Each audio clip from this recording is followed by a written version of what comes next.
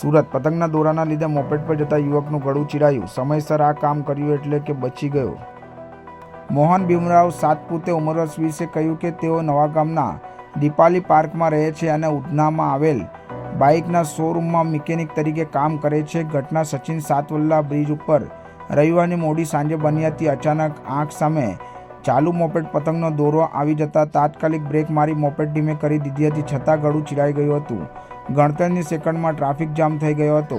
રાહદારીઓ તાત્કાલિક નજીકના દવાખાને સારવાર માટે લઈ ગયા હતા. બાદમાં મારા ફેમિલી ડૉક્ટર પાસે સારવાર લીધી હતી. જોકે ટાંકા લેવાની વાત આવતા ડર લાગતો હોવાથી ગળા પર ડ્રેસિંગ કરાવી ઘરે જતો રહ્યો હતો.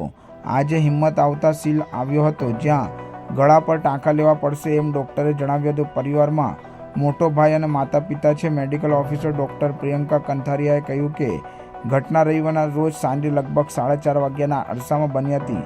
દર્દીને ગળા પર 5 સેમી લાંબો અને ઊંડાણમાં ઓછા ઘા છે. લગભગ ટાંકા લેવા પડશે. ENT વિભાગના ડૉક્ટરને બોલાવ્યા છે. ઘા નોર્મલ છે એટલે જીવને કોઈ જોખમ ન હોવાનું કહી શકાય છે.